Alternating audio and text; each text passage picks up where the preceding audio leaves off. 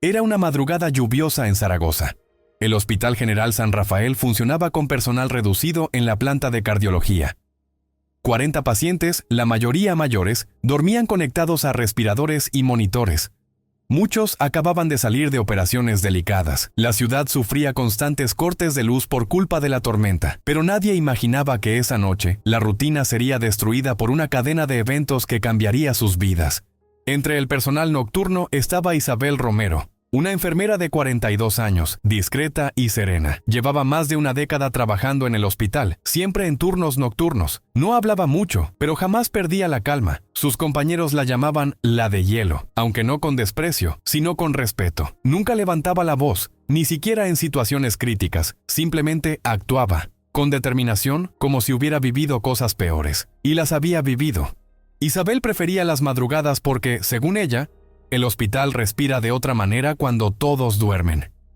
Aquella noche, sin embargo, el ambiente estaba tenso. La lluvia golpeaba fuerte los cristales y los truenos retumbaban. A las 2:45 de la mañana, el primer apagón ocurrió. Nadie entró en pánico. El generador del hospital se encendió automáticamente. Los equipos seguían funcionando. Una situación normal para quien trabaja en guardias nocturnas. Pero 2 minutos después, todo cambió. El generador también falló. La oscuridad fue total. Los monitores se apagaron. Los respiradores se silenciaron.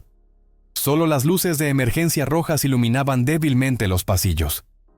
En esa ala del hospital, 40 pacientes estaban en riesgo inminente. 23 dependían de respiración asistida. 12 tenían arritmias severas. 5 estaban en soporte vital. Todo en completo silencio. Y el tiempo empezaba a correr. El caos estalló. 2 enfermeras gritaban. Una corrió a buscar señal en su móvil. Otra lloraba. Las líneas telefónicas no funcionaban. Las ambulancias no llegarían a tiempo por las calles inundadas. Isabel no se movió. Cerró los ojos por un segundo, respiró profundamente y algo en ella despertó. No era solo la enfermera de siempre. Era una parte de su pasado que había mantenido enterrada durante años. La parte que sabía cómo actuar en el peor de los escenarios. Con voz firme, sin gritar, empezó a dar órdenes. Carmen, trae los respiradores manuales. Lucía, separa a los pacientes por prioridad. Marcos, busca el desfibrilador portátil. Nadie cuestionó. Su tono tenía la autoridad de quien ha liderado bajo fuego. En ese instante ya no era Isabel Romero. Era la sargento Romero. Porque, aunque nadie lo sabía, antes de ser enfermera, había sido militar. Había servido como médica de combate en misiones de paz en el extranjero. Isabel organizó todo como si fuera una operación táctica. Dividió a los pacientes por colores mentales: rojo, intervención inmediata; amarillo, vigilancia constante; negro, no viable con recursos limitados. Era un sistema que había aprendido en el frente. No existía en los hospitales civiles, pero en guerra era la única forma de salvar vidas. Y ahora ella estaba en una guerra distinta, pero igual de urgente. Aplicó adrenalina a los pacientes con fallos cardíacos, controló respiraciones manuales con precisión, dio órdenes rápidas, claras. En 4 minutos ya había estabilizado a varios. En el 5.º minuto, 2 pacientes entraron en paro. En el 6º, tuvo que tomar una decisión devastadora. Había un solo ambú y 2 personas que lo necesitaban con urgencia. Un hombre mayor, de 78 años, con múltiples patologías. Y un joven de 35, padre de 2 niños. Isabel se quedó mirando a ambos. En la guerra ya había vivido algo parecido. Decidir quién vive, quién muere. En aquel hospital revivía ese tormento, pero sabía que si dudaba ambos morirían. Eligió salvar al joven, no por falta de compasión, sino por instinto, por lógica de supervivencia, por la misma razón por la que había sobrevivido a bombardeos, a evacuaciones, a la pérdida. Hizo lo que tenía que hacer y continuó, porque aún quedaban 38 pacientes más por salvar. Cuando faltaba menos de 1 minuto para llegar al límite, las luces volvieron. Los monitores pitaron, los ventiladores se reactivaron, la sala volvió a respirar. Pero Isabel no se detuvo. Verificó cada conexión, cada dosis, cada paciente. Cuando terminó, levantó la cabeza. De los 40, 39 seguían con vida. Y todos miraban a Isabel de otra forma, como si acabaran de verla por primera vez. En el momento en que Isabel decidió salvar al paciente más joven, algo dentro de ella se quebró. Sabía que acababa de marcar su alma con una decisión irreversible. Lo había vivido antes. pero creía haberlo dejado atrás. Y sin embargo, ahí estaba otra vez, con los ojos fijos en una vida que se apagaba, mientras salvaba a otra. Aún así, no podía detenerse. El reloj seguía corriendo, y los otros pacientes la necesitaban. Respiró hondo, secó el sudor de su frente y continuó. Lucía, una de las enfermeras más jóvenes, no podía apartar la vista de Isabel. La veía moverse como si llevara toda la vida entrenando para ese momento. ¿Cómo sabes hacer todo esto?, preguntó mientras realizaba maniobras de resucitación. Isabel solo respondió, porque ya lo he vivido, en lugares donde no había margen de error. No había tiempo para más explicaciones. Cada segundo contaba. La vida de todos en esa planta dependía de sus manos y de su temple. En el 7º minuto, Isabel y Marcos estabilizaron a 3 pacientes más. Las respiraciones manuales seguían, aunque los brazos ya dolían. Carmen reponía material médico como podía. Parecía una escena de guerra. Una guerra sin disparos, pero con el mismo nivel de urgencia. Isabel daba instrucciones con calma y precisión, como una capitana en mitad del caos. Nadie dudaba de ella. Nadie preguntaba por qué mandaba. Simplemente obedecían. Confiaban. Cuando las luces regresaron en el 8º minuto, el alivio fue casi tangible.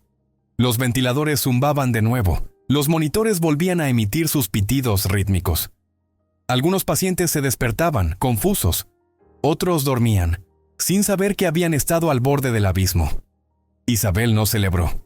Se limitó a verificar cada máquina, cada línea de suero, cada dosis administrada. Era su forma de asegurarse de que todo estaba en orden, de que la batalla, al menos por ahora, había terminado. El silencio que siguió fue extraño. Los compañeros la miraban como si no la conocieran. Lucía se acercó con cautela. «Isabel, ¿eres militar?»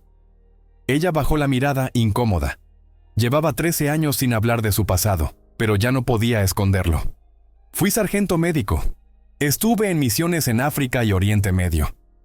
Marcos se quedó mudo. Carmen soltó un leve «madre mía». Pero nadie dijo nada más. El respeto llenó el aire como un suspiro contenido. Poco después, el director del hospital, el doctor Velasco, llegó al turno de la mañana. Al enterarse de lo ocurrido, quiso hablar con Isabel en privado. «Me han contado que salvaste casi a toda la planta tú sola. ¿Cómo lo hiciste?». Ella, aún cansada, respondió con sencillez. «Aplicando lo que aprendí en combate. Priorización, intervención rápida, distribución de recursos». Velasco se quedó en silencio. Estaba impresionado. «Has salvado 39 vidas. Eso no es casualidad». Isabel sacó de su bolsillo una vieja cartera de piel. Dentro, un carné de identidad militar desgastado. «Sargento Isabel Romero, Unidad Médica Táctica». El doctor lo miró con asombro. «¿Por qué nunca dijiste nada?». «Porque pensé que aquí no importaba, y porque la mayoría no lo entendería». Él asintió con respeto. «Pues hoy todo cambia. Lo que hiciste esta noche no se olvida». En los días siguientes, el hospital entero hablaba de Isabel. Pacientes agradecidos, familias emocionadas, compañeros que la miraban con otros ojos. Pero lo que más la sorprendió fue la propuesta del hospital: crear una nueva figura de coordinadora de emergencias, una persona con experiencia real en situaciones extremas, alguien que pudiera entrenar al personal para afrontar crisis como la que acababan de vivir. Querían que fuera ella. Isabel dudó. Aceptar implicaba exponerse, contar lo que durante años había callado, volver a mirar de frente recuerdos que aún dolían. Pero también era una oportunidad para que nadie más tuviera que pasar por lo que ellos vivieron esa noche. Decidió hablar con su hija, Clara, de 19 años, estudiante de enfermería. «Mamá, te he visto en la web del hospital. Te llaman heroína». Isabel sonrió. «Solo hice lo que debía». Pero Clara no lo aceptó. «No, mamá. Eres una guerrera». Aquella frase la acompañaría por semanas, porque por primera vez, Isabel comprendió que tal vez su experiencia no era una carga, sino un regalo, que podía transformar todo ese dolor acumulado en algo que salvara más vidas, que podía enseñar a otros a no temer al caos, y sobre todo que no tenía por qué esconderse nunca más. La enfermera invisible, la de hielo, estaba lista para alzar la voz. Y esta vez, no lo haría sola. La semana siguiente al apagón, Isabel Romero ya no era una más en el hospital. Sus compañeros comenzaron a llamarla la sargento. pero esta vez con admiración. Las enfermeras jóvenes la miraban como a una maestra silenciosa. Los médicos, con respeto renovado. Pero no todos lo celebraban. Lourdes, jefa de enfermería de toda la vida, no ocultaba su incomodidad. «Esto es un hospital, no un cuartel», decía entre dientes. Y poco a poco la tensión empezó a crecer. Lourdes no aceptaba que Isabel, sin cargos ni títulos formales, hubiera tomado el control. ¿Y si se hubiese equivocado? ¿Quién asumiría la responsabilidad?, decía en una reunión. Algunos asentían con la cabeza. El miedo al cambio, a la exposición, empezaba a pesar más que la gratitud. Isabel lo notó. Las miradas se volvían más frías. Los pasillos más silenciosos.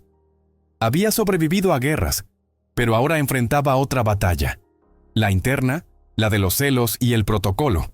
El ambiente empeoró cuando la familia del paciente fallecido, don Joaquín, un hombre mayor con múltiples patologías, pidió explicaciones. Querían saber por qué él, por qué no se le había dado prioridad. El doctor Velasco intentó explicar lo ocurrido con tacto. Fue una emergencia crítica. Se tomaron decisiones duras pero necesarias. Gracias a Isabel se salvaron 39 vidas. Sin embargo, los hijos del paciente querían oírla a ella, a la mujer que decidió. Isabel accedió a hablar con ellos en una sala privada. Se sentó frente a los 3 hijos de don Joaquín, todos con los ojos húmedos. «Sé que nada de lo que diga aliviará su dolor», comenzó. «Esa noche contábamos con 8 minutos y 40 pacientes. Hice todo lo que estaba en mis manos. Pero hubo que elegir, y lo hice con el alma rota». Uno de los hijos, el menor, murmuró: «Mi padre era médico. Habría entendido». Isabel asintió en silencio, con lágrimas en los ojos. La historia empezó a correr por todo Zaragoza. Los medios locales se interesaron.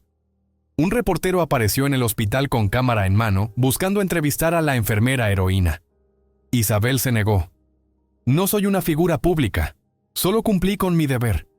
Pero su nombre ya estaba en boca de todos. Cartas, flores, mensajes. Incluso veteranos militares la reconocieron.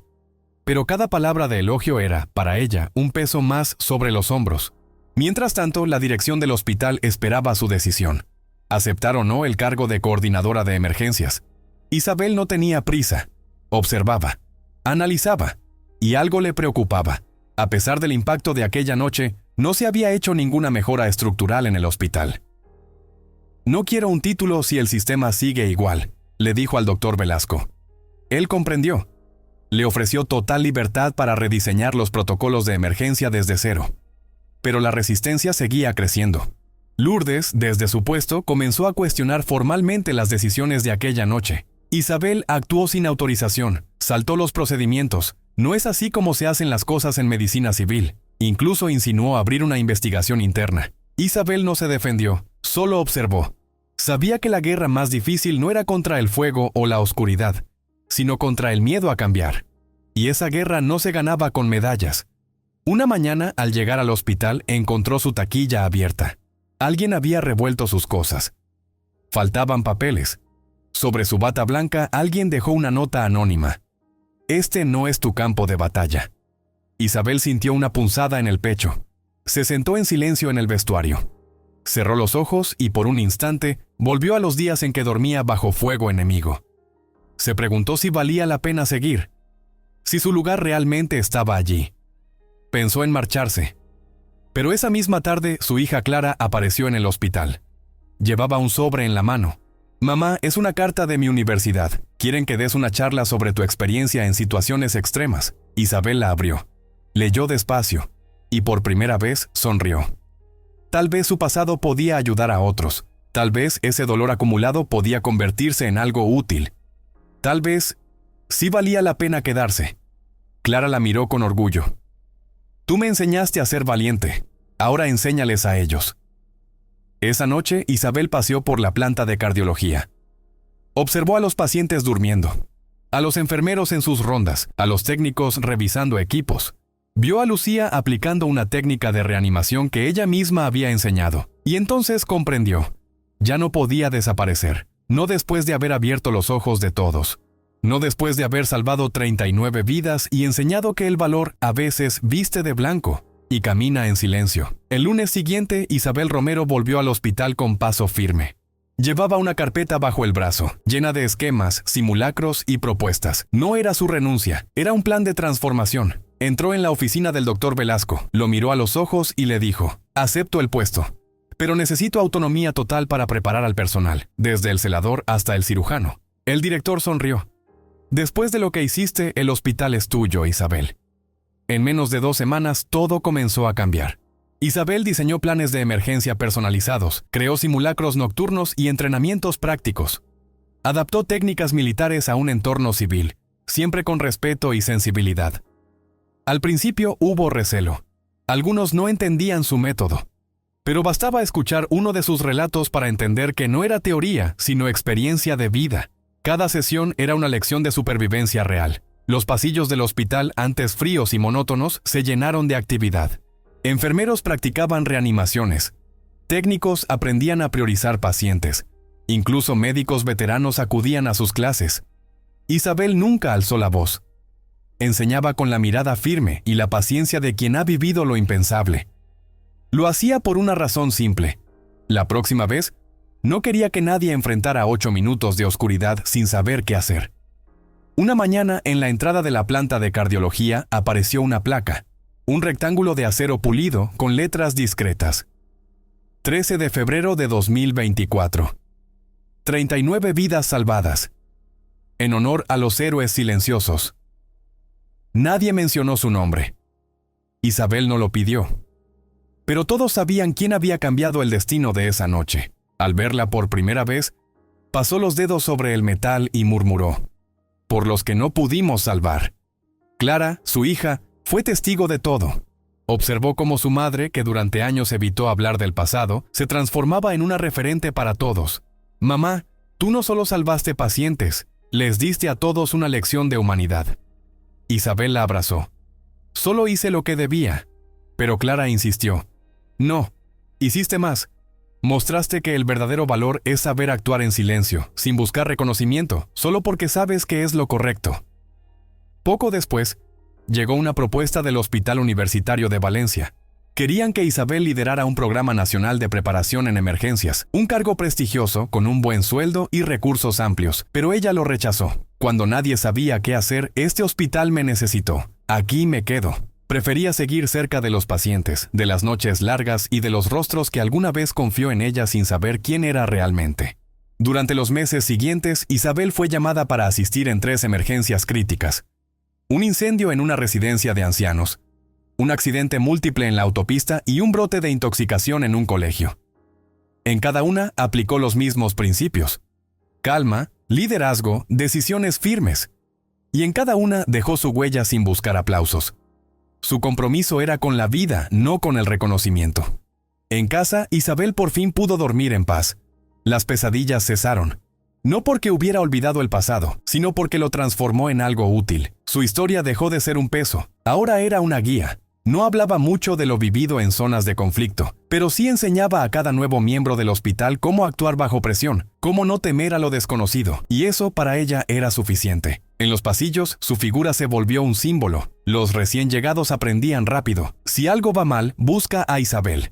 Ella siempre respondía lo mismo. Busca dentro de ti. Todos tenemos el poder de hacer lo correcto. Ese fue su legado. No solo haber salvado vidas, sino haber encendido el fuego de la preparación y el coraje en los demás. Isabel Romero ya no era invisible. Era simplemente la que estuvo allí cuando todo se apagó. Así que la próxima vez que veas a alguien callado, que hace su trabajo con humildad, sin llamar la atención, tal vez estés frente a una persona que ya ha salvado vidas, que ha tomado decisiones imposibles sin buscar medallas. Porque los verdaderos héroes no siempre visten uniforme. A veces llevan bata blanca, un bolígrafo en el bolsillo y la mirada serena de quien ha estado en la oscuridad y no temió. Suscríbete al canal para más historias como esta.